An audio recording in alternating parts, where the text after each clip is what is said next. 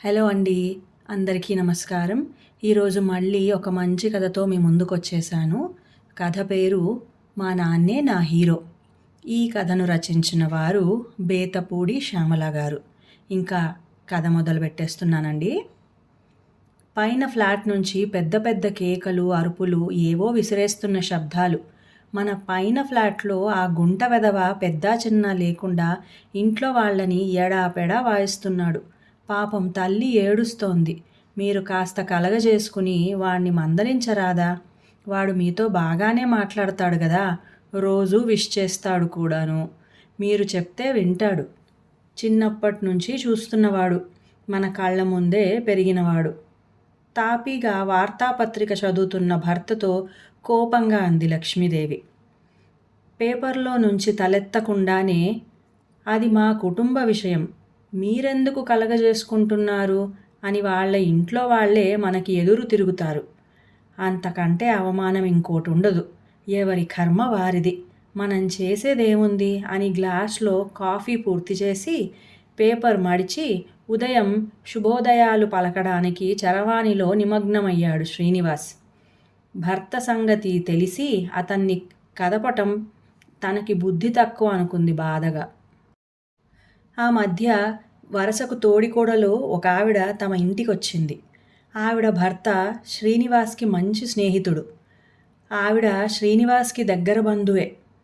ఆవిడ తన భర్త ఈ మధ్య బాగా మారిపోయాడంటూ అతను తనని పెట్టే ఇబ్బందులు వివరించింది. కాస్త తన భర్తకు నచ్చజెప్పమని, ఎదుగుతున్న పిల్లల ముందు ఇలా ప్రవర్తిస్తే పిల్లలు తమ ఇద్దరి మాట లెక్కజేయరని వాపోయింది. అంతా విన్న శ్రీనివాస్ ఆమెను ఓదార్చి ఆమెను కాస్త ఊరడించమని భార్యతో మెల్లిగా చెప్పి తాను మేడ మీదకి వెళ్ళిపోయాడు. తర్వాత కూడా ఆ విషయం ఎత్తలేదు. లక్ష్మీదేవి ఉండబట్టలేక, ఏమిటండి పాపం సీత అంత ఇదిగా మిమ్మల్ని బతిమాలింది వాళ్ళ ఆయనకు బుద్ధి చెప్పమని. మీరు మర్చిపోయారా? నిన్న కూడా అతనితో ఫోన్లో మాట్లాడారు, కానీ మీరసలు ఆ ప్రసక్తే తీసుకురాలేదు అని నిలదీసింది. చూడు లక్ష్మి, సీత క్షణికావేశంలో ఏదో మన దగ్గర బాధ వెళ్ళగక్కింది. తర్వాత ఇంటికెళ్ళి అన్నీ మనతో చెప్పినందుకు పశ్చాత్తాపడుతుంది. మరో విషయం ఏమిటంటే, వాళ్ళు ఈ పాటికే కలిసిపోయి ఉంటారు. వాళ్ళ ఆయన నాతో ఆ విషయం ఏమీ అనలేదు ఫోన్లో. మనం అనవసరంగా గెలికి సంసారం పాడు చేయడం ఎందుకు అన్నాడు. ఒళ్ళు మండింది లక్ష్మీదేవికి. తన భర్తది సాత్విక ప్రవృత్తి అనుకోవాలో, ఎస్కేపిజం అనుకోవాలో అర్థం కాలేదు ఆమెకి. అప్రయత్నంగా గతంలోకి, తన బాల్యంలోకి వెళ్ళింది మనసు. ఇదే సంఘటన ఒకసారి తను 10వ తరగతిలో ఉన్నప్పుడు తమ ఇంట్లో జరిగింది. తన తండ్రి రావుగారు రైల్వేలో పెద్ద ఉద్యోగం. ఆయన స్వభావమే వేరు. నాన్న పరోపకార బుద్ధి, పేరు, పలుకుబడి తెలిసి రైల్వే ఉద్యోగి భార్య ఒక ఆవిడ పొరుగురు నుంచి వచ్చి తన భర్త పెట్టే బాధలు నాన్నతో చెప్పుకునేడ్చింది. జీతం ఇంట్లో ఇవ్వడట, తాను పిల్లలు పస్తులుంటున్నారట.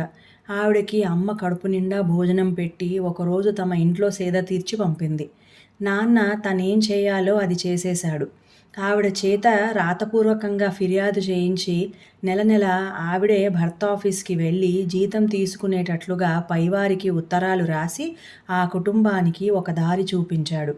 నాన్నది ఎంత గొప్ప వ్యక్తిత్వము! ఆయన తన తండ్రికి కుటుంబ భారంలో సాయపడటం కోసము చిన్నతనంలోనే రైల్వే ఉద్యోగంలో చేరి నిజాయితీగా కష్టపడి అంచెలంచెలుగా ఉద్యోగంలో ఎదిగాడు. ఎక్కడ అన్యాయం జరిగినా సహించేవాడు కాదు నాన్న. అవసరమైతే చేయి చేసుకుని మరీ బుద్ధి చెప్పేవాడు. ఒకసారి రైల్వే స్టేషన్లో ఎవడో రౌడీ ఒక అమ్మాయిని వేధిస్తుంటే వాణ్ణి తన్ని పోలీసులకి అప్పగించి ఆ అమ్మాయిని దగ్గరుండి క్షేమంగా రైలు ఎక్కించాడట. అమ్మతో చెప్తుంటే వింది. ఇక అసహాయ స్థితిలో ఉన్న మహిళలకు, వృద్ధులకు ఉద్యోగాలు, పెన్షన్లు వగైరా లాంటి సహాయాలు నాన్న చేసేవని అనంతం. ప్రతిఫలంగా ఎవరైనా ఏమైనా ఇచ్చినా తీసుకునేవాడు కాదు. ఎవరికీ భయపడే స్వభావం కాదు. మనం చేసే పని మంచిదైతే, మనం నిజాయితీ పరులమైతే ఎవరికీ భయపడనక్కర్లేదు అనేవాడు అమ్మతో. అలాంటి నాన్నకి ఇలాంటి అల్లుడు దొరికాడు. దేనిలోనూ కల్పించుకోకుండా మనకెందుకు అనే స్వభావం. లక్ష్మీదేవికి స్వభావంలో కొంత తండ్రి పోలికొచ్చింది. అందుకే ఎక్కడైనా అన్యాయం జరిగినట్లు కనిపిస్తే నిలదీస్తుంది. కానీ పెద్దింటి స్త్రీగా తన పరిధి తనకు తెలుసు. అలాంటి సమయంలో భర్త సాయం కోరుకుంటుంది. అతని మనస్తత్వం చూస్తే పూర్తిగా భిన్నం. తన భర్త చాలా మంచి ఉద్యోగంలో ఉన్నాడు. పెద్ద పెద్ద సేవా సంస్థలలో సభ్యుడు. కానీ కళ్ళెదురుగా జరిగే అన్యాయాలు ఎందుకు ఖండించడు? అసహాయులకు ఉద్యోగాలు ఇప్పించే తన తండ్రి రావుగారిని కొన్నిసార్లు కొన్ని చోట్ల ఇంటర్వ్యూ బోర్డు మెంబర్గా ఆహ్వానించేవారు రైల్వే శాఖ వారు. లక్ష్మీదేవి, ఆమె తమ్ముడు శేఖర్ ఇద్దరే సంతానం వారి తల్లిదండ్రులకు. రావుగారి పిల్లలు అని ఎక్కడకు వెళ్ళినా అందరూ ఎంతో అభిమానంగా చూసేవారు తామిద్దరిని. రావుగారు తన కొడుకు శేఖర్కి ఉద్యోగం విషయంలో కరాఖండిగా చెప్పేశారు. నువ్వు నా పేరు వాడుకోకుండా నీ స్వశక్తితో ఉద్యోగం సంపాదించుకో అని. తండ్రిని సంపూర్ణంగా అర్థం చేసుకున్న శేఖర్ కష్టపడి చదివి జిల్లా పరిషత్ స్కూల్లో టీచర్గా ఉద్యోగం సంపాదించి ఇప్పుడు హెడ్ మాస్టర్ అయ్యాడు. అతనికి పెళ్ళై ఒక కొడుకు కూతురు ఉన్నారు. మరదలు బాగా కలివిడి. పెద్ద చిన్న మంచి మన్నన తెలిసిన సంస్కారవంతురాలు.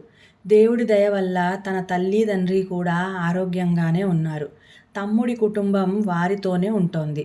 అక్క తమ్ముళ్ళిద్దరికీ తల్లిదండ్రులంటే ప్రాణం. అందరూ పండగలకు పబ్బాలకు కలుస్తారు. అన్యోన్యంగా ఉంటారు.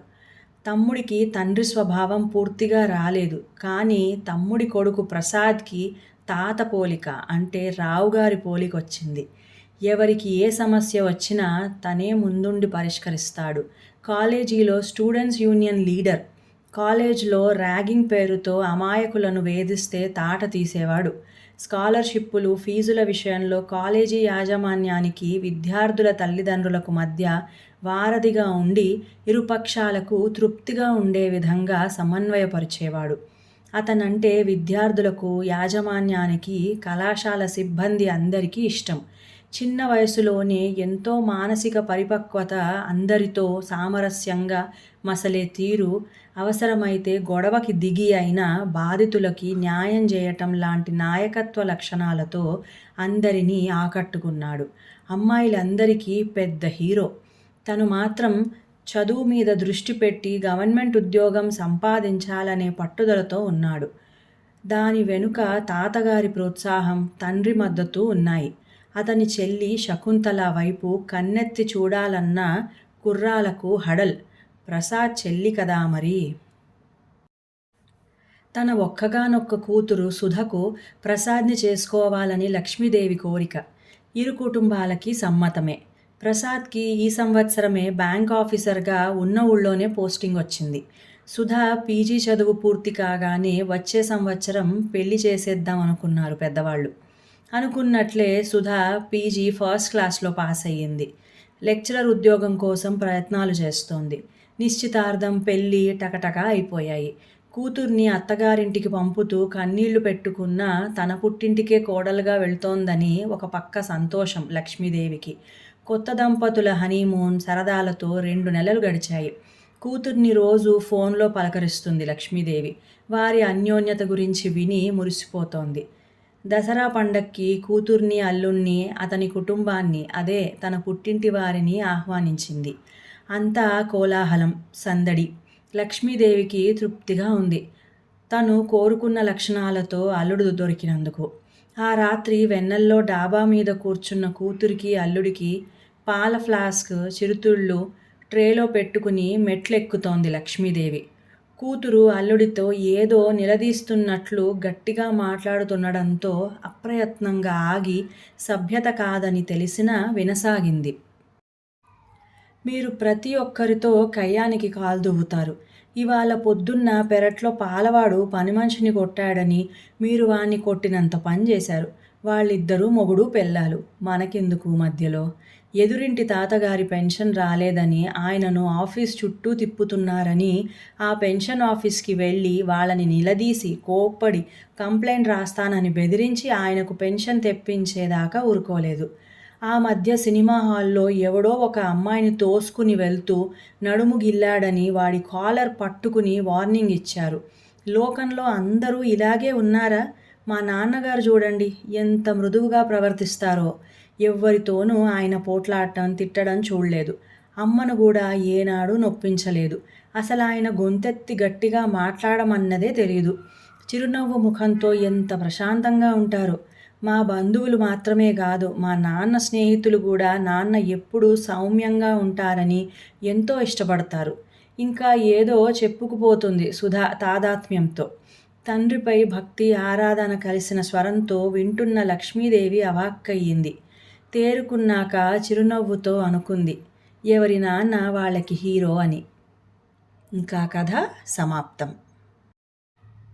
ఈ కథ మీకు నచ్చినట్లయితే ప్లీజ్ లైక్ చేయండి, షేర్ చేయండి, మంచి కామెంట్ కూడా పెట్టండి.